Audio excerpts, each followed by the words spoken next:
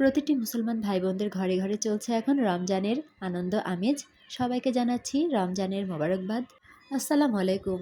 আবারও হাজির হলাম নতুন আরেকটি ব্লগ ভিডিও নিয়ে। রমজান উপলক্ষে সবার বাসাতে কম বেশি ব্যস্ততা থাকে, আমাদের বাসাতেও এর ব্যতিক্রম নয়। তো আমরা আসলে কি করলাম সেটাই আজকে আপনাদের সাথে শেয়ার করছি। আমাদের বাসায় এখন অনেকগুলো মানুষ, আমরা মানে আমার বাবার বাসায় আমার ভাই বোন, আমাদের ছেলে মেয়ে সবাই এখন একসাথে। তো সবার জন্যই পাঁপড় বানাবো। দাম যেহেতু এখন অনেক কম, তো মা 10 কেজি আলু নিয়ে আসছে পাঁপড় করার জন্য।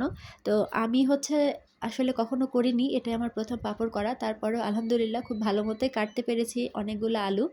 এখানে বেশ 3-3.5 কেজি আলু হয়তো আমি কেটে ফেলেছি। তো সেগুলোকে একটু ভাপিয়ে নিচ্ছি। এদিকে রোদ একেবারেই নাই। তো এগুলোকে হলুদ আর লবণ দিয়ে হালকা সিদ্ধ করে, মানে 2 মিনিটের বেশি আমি সিদ্ধ করিনি।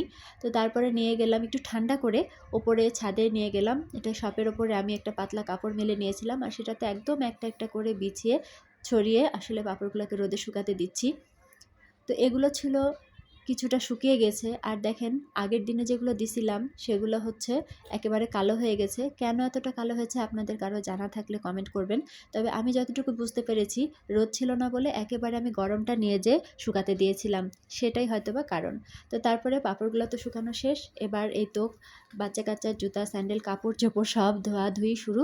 তো এগুলো শুকিয়ে গেছে, যাক নিয়ে যাচ্ছিলাম। রমজানের আগে আর শীতের কাপড় কিছু ছিল বাইরে, সেগুলো পরিষ্কার করে এগুলো তুলে রাখবো। আর এদিকে আব্বু মাছ নিয়ে এসছে একেবারে 10 কেজি, যার মধ্যে রুই মাছ ছিল বেশি আর তেলাপিয়া মাছ ছিল। তো সব মিলিয়ে মা আমি এগুলা কাটা ধোয়া ফ্রিজে রাখা, মা বোন সবাই মিলে করছিলাম। তারপরে এই তো রোজার ইফতার, প্রথম রোজার ইফতারের জন্য এদিকে চুলায় আবার গ্যাসে 2 দিকে রান্না হচ্ছিল। তো চুলায় মা বুট বিরিয়ানি, যেটা বলে রাজশাহীর ঐতিহ্যবাহী খাবার বা রমজানের ইফতার, এগুলো মা করছিল। আর আমি চুলায় যত ভাজা পোড়া, মানে গ্যাসের চুলায় যত ভাজা পোড়াগুলো আমি করছিলাম। তো এত ব্যস্ত সময় একটা গেছে। তো আজকে ভিডিওটা, গতকালকে ভিডিও আজকে আসলে আপলোড করতে হচ্ছে। তো এদিকে পেঁয়াজু করে নিলাম প্রথমে, কারণ এগুলো একটু শক্ত জিনিস। তো এগুলোকে আমি প্রথমে ফ্রাই করে নিচ্ছি, আর তারপরে দিয়েছি বেগুনি। তো বেগুনি করার আগে একটু বলে নিই, এই বেগুনি কিন্তু আমি কেটে ডিপে রেখেছিলাম, কিভাবে করেছি আর অন্য একটা ভিডিওতে আমি দেখিয়ে দেবো। আর এখানে বেসন তৈরি করেছিলাম, বেসন আমি একটু কিন্তু গরম তেল নিয়ে নিলাম, আপনারা দেখতে পেলেন।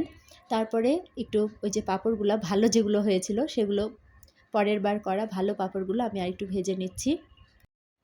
আর কালোগুলো খেতে আসলে খারাপ হয়নি, দেখতে যতটা খারাপ হয়েছে। তো ভালোগুলো ইফতারের জন্য ভেজে নিলাম, আর তারপরে ছেড়ে দিচ্ছি বেগুনি একে একে। রমজানের মধ্যে বেগুনের দাম বাড়বে বলে রমজানের আগে আব্বা অনেকগুলো বেগুনি নিয়ে আসছিলো, সেগুলো কেটে আমি ডিপ ফ্রিজে সংরক্ষণ করেছিলাম। বেগুন, কাঁচামরিচ। তো বেগুনি খেয়ে কেউ বলতে পারবে না যেটা আগের করে রাখা বেগুন। তো কিভাবে করেছি অন্য একটা ভিডিওতে আমি শেয়ার করব। তো এগুলো ভাজার ফাঁকে ফাঁকে আবার একটা লাস্সি বানিয়ে নিচ্ছিলাম, মিষ্টি দইয়ের লাস্সি। আর আখের রস ছিল, বা কিনে নিয়ে আসা হয়েছিল বাইরে থেকে। তো এগুলো দিয়ে আসলে প্রথম রমজানটা কমপ্লিট করেছি। আর এদিকে আলুর চপও করেছি। চপগুলো মাশাআল্লাহ অনেক ভালো হয়েছিল, সবাই খুব প্রশংসা করেছে খাবারের। তো আপনাদের প্রথম রমজান কার কেমন কেটেছে অবশ্যই কমেন্ট করে জানাবেন। সবাই ভালো থাকবেন। আল্লাহ হাফেজ।